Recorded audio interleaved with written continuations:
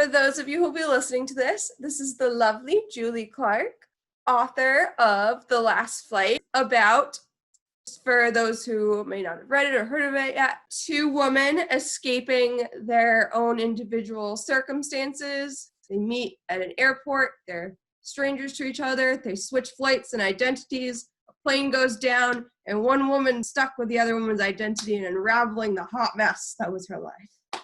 That was right.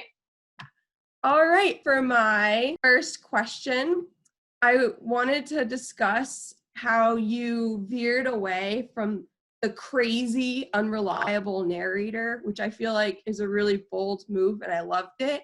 What are your thoughts on that current trend of that stereotypical crazy female narrator in thrillers? I think that, first of all, those books are a lot of fun to read, and those books are a lot of fun to write. I think anytime writers can kind of write a crazy person, we are hungry to do that because it's such a fun thing. It's a fun exercise of really getting inside somebody else's head and really kind of making them twisted and dark, and you get to do and say all the things that you can't do in real life, which is always fun.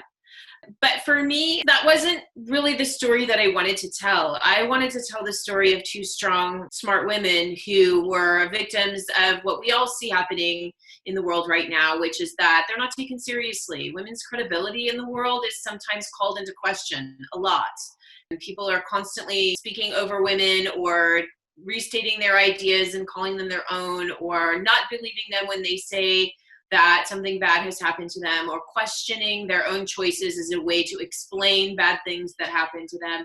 And so these are things that I think we as citizens in the country really need to think about, and we need to think about the kind of stories that we're consuming about women, because I think that that also contributes indirectly to the credibility issue that I think women are facing. We are always told we're too emotional, or we are bossy, or we need to settle down or calm down or relax. That's one of my favorites, relax. You know, these are things that people say to women all the time when we have really legitimate feelings or really legitimate fears. So I think that my part is a small part, but the more women we can read on the page who are not crazy, that does eventually feed into the overall culture that we live in. So I'm trying to do my part. That actually segues to my next question, which is, I like how you portrayed Claire's interaction with newswoman Kate Lane. I'm not going to say exactly what the interaction was because spoilers, but it did make me think about the fact that sometimes telling our stories does not provide the catharsis we speak. What I noticed about the Me Too movement is that the most sensational stories involving the most famous people are usually the ones that get covered. But going back to what we were talking about before, it becomes less and less about the victims and their experience and more about this giant media circus revolving around the perpetrator. What do you think that we as a society should do to better serve people who come forward with their stories? I think not reporting on it. I think that, one of the reasons why my main character, Claire, was so reluctant to come forward was that she didn't want to be re-traumatized. When we're constantly asked to tell and retell and retell and retell as a way to justify ourselves, that is in a way re-traumatizing. It's one thing to take apart an experience with a therapist or a friend and have that be a cathartic way for you to process something. But there's a big difference between processing an event and justifying it. And so I think that women are reluctant to come forward because they don't feel that they will be believed, or they feel that their own choices will be called into question. Well, why were you there? And what were you wearing? And how much did you have to drink? And all of these things that suddenly justify something bad happening to them is simply, it's ridiculous. So I think that when I made Caitlin a female reporter, because I wanted Claire to have that sort of sympathetic ear, but I also made sure that Caitlin read as a true character, which is that I think any woman who is a legitimate news reporter would want to say, hey, look, you need to be aware of what's going to happen once we put this on the news. And you need to be fully versed in how that is going to go for you. So I think that's something that I wish wasn't something that was necessary. I wish that that was not a caveat that somebody had to put on before you talk about your story. So, I think we have a long way to go. I think we're in a better place than we were 5 years ago, but I don't think that this is a finished conversation by any means. One thing that I really liked about The Last Flight was how it incorporated mixed media such as texts, emails, news headlines. I think there was even a letter at one point. Was it fun or was it difficult to create a book that incorporated the mixed format style? I think the most challenging was how to use the shared Google Doc that Rory and his assistant Bruce communicate in, and that Claire, my main character, has managed to get access to so that she can watch them. I don't think that's a spoiler. But it was tricky. It was tricky to think through all of the navigation pieces. I have her taking his phone the last night that she is at home with him, and she takes his phone so that she can log in on her laptop and clear that notification of a new device has just signed into your. So those are the things that as a writer you have to make sure you nail down. And I know that those are really easy things to skip over, but I think that they add to the legitimacy of the choices she's making. And as a parent and a teacher myself, I know how to work around a lot of these things. I know that if my kid were not wanting me to log into their Google account, I know that I can take their phone and log in as them and then clear the notification and they wouldn't know. Not that I would do that, but I have thought that's something I can do if I need to, if I feel like I needed to observe what my child was doing online because they were hiding things from me. So as parents, we have a lot of workarounds for things that we try to do.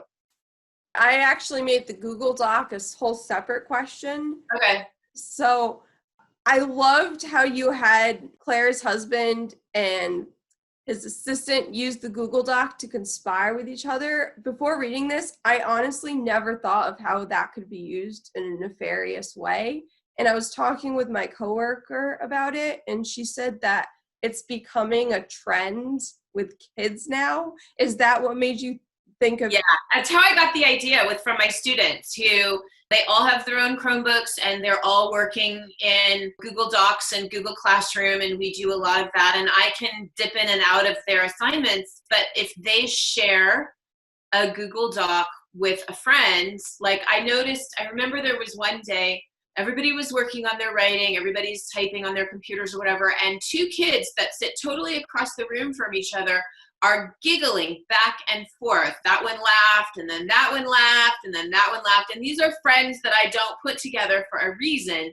And so I was like, what are they doing? And so I went into their Google Classroom and looked at what they were doing, and they were having a completely off-task conversation. And I would have never known had I not been watching them interact with each other across the room. I never would have known.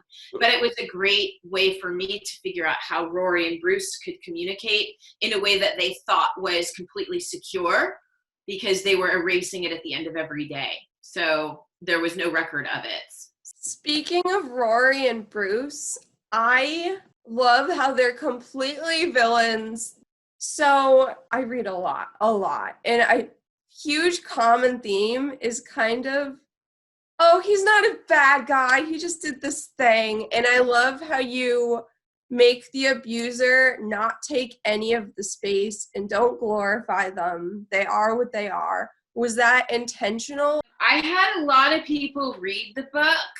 I felt like I did a ton of research and listened to a lot of podcasts about people who were abused and telling their stories and what their mindset was like. So I did a ton of research on that. As far as Rory and Bruce go, the whole point of the book is that the men are not really a central part of the story. So Rory was a threat and Bruce was certainly enabling him, but I didn't want to give them a lot of airtime. It wasn't something that I did on purpose. It just was sort of the way the book was going. And so I tried not to make him 100% villainous in the sense that then it's not believable why Claire would ever marry a man like that. So I had to soften him in the past as a way to have readers say, like, okay, I can see why maybe she fell for him. I can see why, because of her own past and the things that she was hungry for, she thought that joining the Cook family would be a wonderful thing. And that he was very charming, and he was very loving, and he was very persuasive in how their relationship developed. And so that was an important thing for me to make sure that it was believable, so that we don't have Claire choosing to marry a monster, and that he didn't really become a monster until later. Speaking of the male characters and being charming, Dex. Just Dex. I don't want to say any spoilers, but he had a lot of layers, and I found myself sympathizing with him. And at one point, I think I developed a book crush on him, which is, I know, not the best thing to have for that kind of character.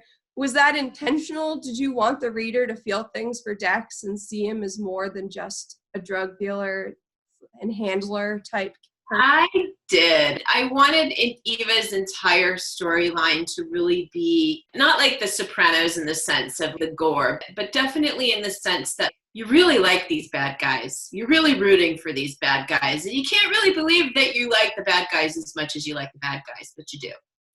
So I really liked the idea of Eva not being a bad person. She's a person who was stuck in some circumstances and was taken advantage of in a way. And Dex took advantage of her. I mean, he absolutely did. But at the same time, he was also a good friend to her. And I think that there are a lot of relationships that are complicated like that. Like that relationship kind of fascinated me, in that they could be so compatible, be such good friends, and he's really her only friend, but she's not really friends with him because she knows she can't trust him. And yet he's still the only person that actually knows all parts of her, until Liz comes along, and Liz doesn't even get all parts of her. I loved writing Dex. He was a fun character to write. He's my favorite. Well, no, Ava's my favorite, actually. Yeah. I gotta say. Well, speaking of friendships, female friendships definitely feels like a huge theme in this. Out of all the female friendships and interactions in the story, there were two that really stood out to me as a reader. The first was the friendship between Liz and Ava. Why do you think Liz provided Ava with such unconditional love? Like, for me, I think it's because she saw her as a kind of surrogate daughter. But did you have another intention for that? No, I really just wanted her to give Eva what she needed. And I think that there are women like that. I mean, I've had friends that I have become close with over the years. I remember when I was actually working at Berkeley in my early 20s at the time. And I had several mother figures because my mom was down in Los Angeles and I was living up in Berkeley. And so I had several older women who took me under their wing and really advised me and parented me in a way that you would parent a young 20-year-old, which is not to say a lot, but that they were there for me and offering advice. And so I wanted Liz to be that for Eva. Nice. Well, the second female interaction I found interesting was that one between Claire and Danielle. I found Danielle to be a really interesting character in that what she represents for some of the book, which is the silence of women who see others being silenced and choose to do or say nothing. But at the same time, without giving away too much, she was a very complex and interesting character because of the things she did and didn't do. Was she right, especially since she fades into the background? I think Danielle was, I think it's really hard to speak against a man of power. And not to talk specifically about Danielle, but to talk about all of the people in the household who were silent observers to the abuse that Claire was suffering. I mean, you don't work in a household like that closely with a family and not see what's going on.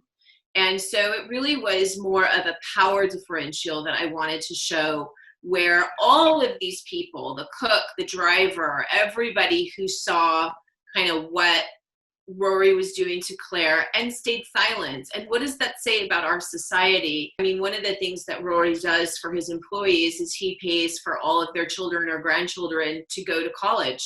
And what does that say about price of silence? And what does that say about our country where people are forced to have to make that kind of decision? My grandkid either gets to go to college or I get to speak out against this powerful man because he's hurting this woman. What a horrible choice to have to force somebody to make.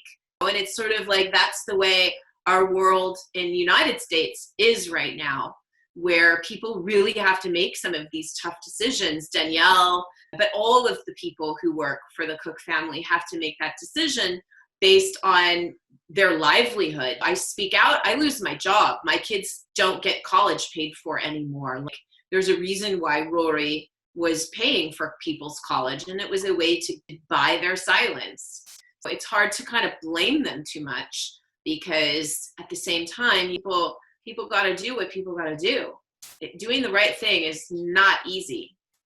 And there's often a really high price to pay for doing the right thing. I agree. Speaking of female characters, I feel like Ava is just my favorite because she's very meticulous, clever. I would say she's very savvy. And I would say that in a way, Claire, even though she has this upper class life, she isn't those things. And I think that in a way, Claire evolves into becoming a version of Ava as she has to stumble through the events that happen to her. Did you mean for Claire to almost become a little bit like Ava as the story goes on? I wanted Claire to start taking on some of the traits of Eva. I really wanted her to be learning about her and what she was like and trying to figure out how to be more like her, and not in a bad way, but just I do think that when you live inside somebody's space and you are literally pretending to be them, you inadvertently take on some of those characteristics. So what Eva had to do was hide from the world what she was actually doing. And Claire found herself living in the same space with the same name, having to hide from the world what she was doing. Just was a different secret. But I think that part of Claire becoming more like Eva was just a side effect of the circumstances that she was in, but it was a fun thing to think about. Well, speaking of the things that we hope that people don't pick up from Ava, for the system that she's in of drug dealers and law enforcement and everything, did you interview any law enforcement people or research any specific articles or books for that? I had to. I mean, I just don't understand how that world works. So I interviewed an FBI agent, former FBI agent who worked undercover in the drug world, and he was able to talk me through a lot of things to do with Eva and the way she made a living and what worked and what didn't work, and Dex and how that all works, and eventually Agent Castro trying to figure out who to approach and how to approach and kind of break this drug ring open. And so he identifies Eva as his most likely target. And so I had to spend a lot of time talking with him about what would a federal agent do. I mean,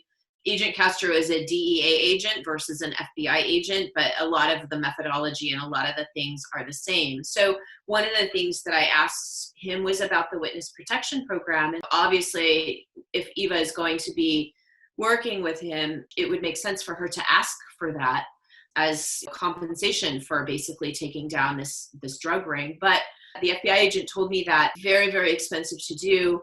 It's very, very rare that they actually give that. They would absolutely not offer witness protection for Eva, but she would absolutely probably ask for it. And they would probably absolutely say, no, we can give you protection, we can give you this, we can give you that, but we're not going to relocate you, give you a new name, and like find you a job and like give you a new life.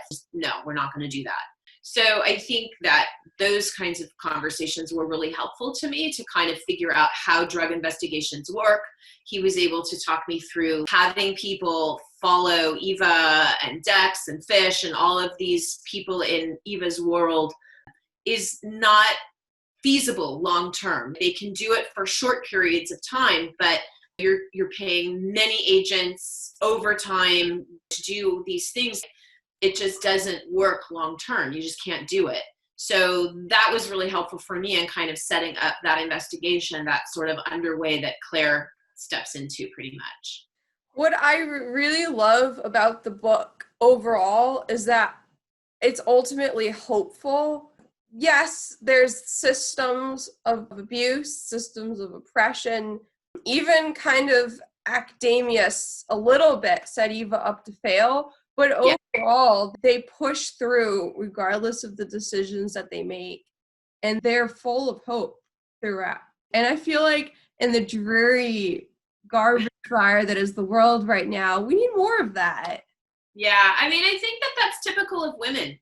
When we're dealt a bad hand, we just kind of take a deep breath and think about a way through. There's not a lot of tantrum throwing, there's not a lot of angry letters. There's just, okay, now what? I'm not going there, so now I got to go there. And we're used to having to pivot. It's kind of how we operate. I definitely agreed. And now, in these last few minutes, my questions are gonna go out of the world of the book and more into the publishing side of things. Sure. I was so excited to get my hands on this book. I've been hearing about it on Book Twitter and Bookstagram, and Source Books did a webinar, and they were like, "This is the book that you need in your hands." Did you know that it was going to be this buzzy? I hoped so. I mean, I knew the concept was really high. Been way back 4 years ago when I was signing with my literary agent, and she signed me for a different book that I published 2 years ago. And in our initial conversation with all of the agents that I ended up speaking to about representation, they all asked me without fail, like, well, what else do you have? That's a pretty typical literary agent question to ask a prospective client. Is this the only book you've written, or do you have other ideas? And so I pitched the idea to all of them, and without exception, they all went, that like inhale of, oh my gosh. And so that was my first hint that, this might be a really commercial idea. And then when I was promoting my last book, doing all of the book club and book events for that, the question of what are you working on next would come up, and I would pitch the book again. And the whole room, without exception, every time. And so I felt like the book really had a good chance. But as we know in publishing, there are tons of high concepts, brilliantly, beautifully written books that get no attention at all. So there's never any guarantee that books that get all the buzz are good books, for sure. But for every one book that gets kind of buzz, there are 100 that don't, that are equally good. So a lot of it is just being at the right place at the right time. I think Source Books in general does a phenomenal job of promoting all of their books. I would say their authors are out there all the time, and the way that Source Books works is the way they think about books and the way they think about readers and the way they think about marketing and promotions and all of that. They're just very good at their job, and they're small enough to pivot in a way that larger publishers maybe don't. I felt like with the change of, the whole world shutting down and COVID and all of that, I felt like Source Books did a phenomenal job pivoting. And, they pushed my publication date back 3 weeks. They changed a lot of the things that we were going to do. And they are very much a solution-oriented company and not just like, oh, well, let's just focus on the fall books. So they didn't do that. The bigger the company, it's just really hard.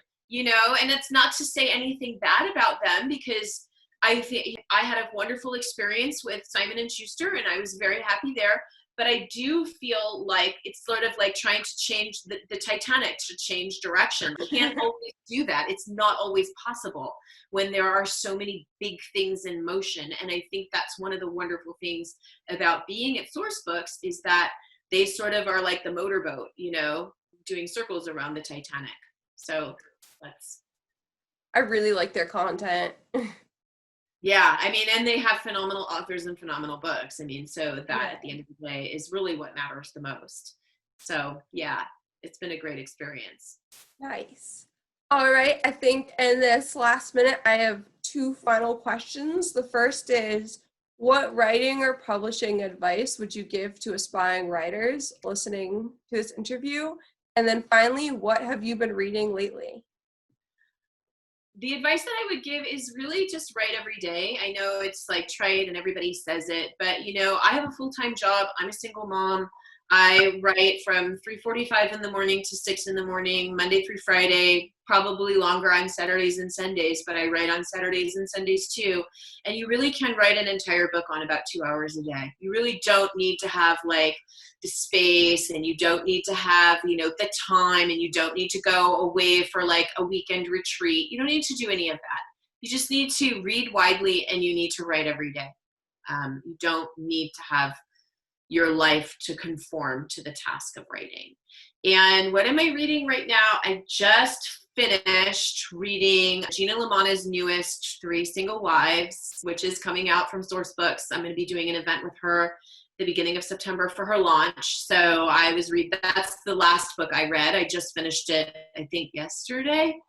And so that is going to be a really great, like, domestic suspense, psychological thriller, sort of a puzzle inside of a puzzle. I would comp it really closely to Lucy Foley's Guest List is what I'd comp it with, of like, there's a dead body, and at the beginning you're not sure who, and all of these people, once you figure out who it is, all of these people are likely to have had a reason to want that person dead. And that sounds like it's going to be popular. I think it's really good. Yeah. Awesome. Well, thank you so much for taking the time to chat with me.